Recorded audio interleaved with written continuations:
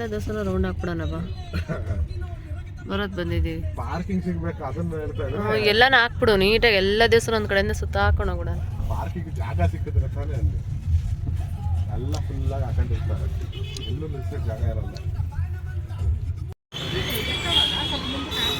ಇನ್ನೊಂದು ಸ್ವಲ್ಪ ಸೈಡಿಗೆ ನಿಲ್ಲಿಸ್ಬೋದಾಗಿತ್ತು. ಸರಿ ಬಿಡು.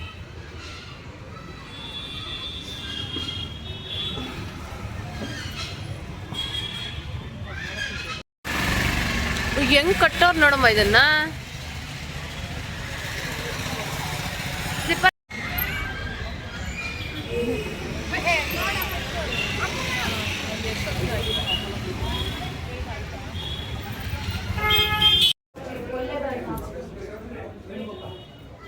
ನಿಧಾನ ನಿಧಾನ ನಿಧಾನ.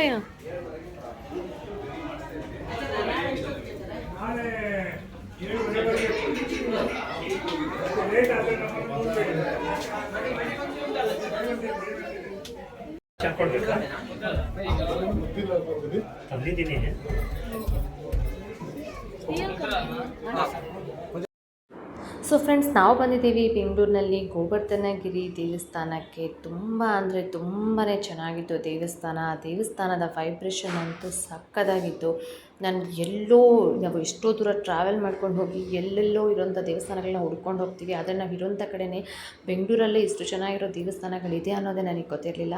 ಆ್ಯಂಡ್ ನಾನೊಂದು ಅಷ್ಟು ದೇವಸ್ಥಾನಗಳೆಲ್ಲ ಒಂದೇ ಕಡೆ ಇರೋಂತಹ ಜಾಗಕ್ಕೆ ಹೋಗಿದ್ದು ಖುಷಿ ಅಂತ ಅನ್ನಿಸ್ತು. ತುಂಬಾ ನೆಮ್ಮದಿ ಅಂತ ಅನ್ನಿಸ್ತು. ಆ ದೇವಸ್ಥಾನ ಜಾಗ ಅದು ಇರೋಂಥದ್ದು ಒಂದು ಗುಹೆ ರೀತಿಯಲ್ಲಿ ಇರೋದು, ಫುಲ್ ಬಂಡೆಗಳ ಮಧ್ಯೆ ದೇವಸ್ಥಾನಕ್ಕೆ ಹೋಗಿ ಏನೋ ಒಂದು ತುಂಬ ಹೊಸದಾಗಿರೋಂಥ ಎಕ್ಸ್ಪೀರಿಯೆನ್ಸ್ನ ನಾನು ಕಂಡೆ. ಸಖತ್ ಖುಷಿ ಅಂತ ಅನ್ನಿಸ್ತು ದೇವಸ್ಥಾನಕ್ಕೆ ಹೋಗಿದ್ದು.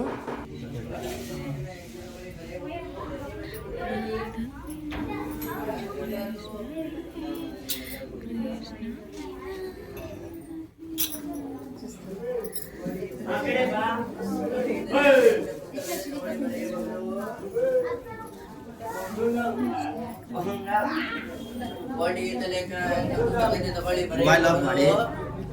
ಲೇಖನ ಯಜ್ಞ ಪುಸ್ತಕ ಕನ್ನಡದಲ್ಲಿ ನೋಡಿಮ್ಮ, ಸುಗುಣಮಾಲ ಪುಸ್ತಕ ಇದು. ವರ್ಷಕ್ಕೆ 200 ರೂಪಾಯಿ. ಕೋಟಿಗೀತಾ ಇದೆ, ಭಗವದ್ಗೀತೆ ಬರೀಬಹುದು. ಹೋಗಿ ಸರ್, ಜಲ್ದಿ ಹೋಗಿ ಸರ್, ನಿದ್ರೆ ಹಾಕ್ಸೋರು ಹೋಗಿ.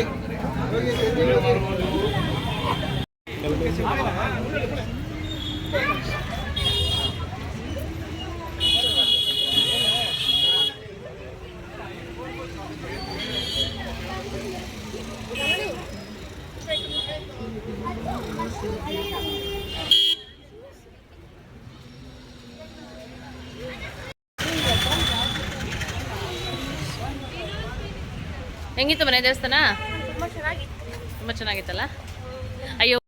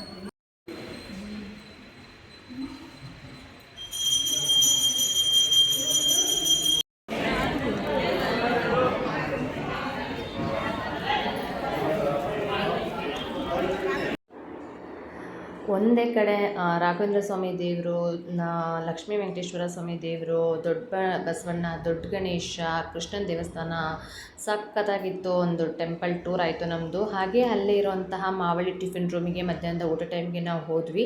ಸ್ವಲ್ಪ ಜನ ರಶ್ ಅಂತ ಅನ್ನಿಸ್ತು, ಆದರೆ ಊಟ ಮಾತ್ರ ಫ್ರೆಂಡ್ಸ್ ಅಲ್ಟಿಮೇಟ್ ಆಗಿತ್ತು. ಮತ್ತೆ ಮತ್ತೆ ಹೋಗಿ ಅಲ್ಲಿ ಊಟ ಮಾಡಬೇಕು ಅನ್ನೋಂಥ ಎಕ್ಸ್ಪೀರಿಯೆನ್ಸ್ ಆಯಿತು. ಅಲ್ಲೊಂದು ಮೈಸೂರು ಪಾಂಗತ್ತು ಕೊಟ್ಟರು, ಇದು ಕಡೆ ಎತ್ಕೊಂಡು ಕಚ್ಕೊಳಂಗಿಲ್ಲ, ಇದು ಕಡೆ ಹಾಗೆ ನೆಕ್ಕೊಂಗೂ ಇಲ್ಲ. ಆಹಾ, ಇನ್ನೂ ತಿನ್ನಂಗಿದೆ. ನನಗಂತೂ ಬಾಯಲ್ಲಿ ಸಖತ್ತಾಗಿತ್ತು ಫ್ರೆಂಡ್ಸ್. ಈ ವ್ಲಾಗ್ನ ಇಲ್ಲಿಗೆ ಎಂಡ್ ಮಾಡ್ತಾಯಿದ್ದೀನಿ. ನಿಮಗೆಲ್ಲರಿಗೂ ಇಷ್ಟ ಆಗಿರುತ್ತೆ ಅಂತ ಅಂದ್ಕೊಳ್ತಾ ಇದ್ದೀನಿ. Thanks for watching. Thank you all. Bye.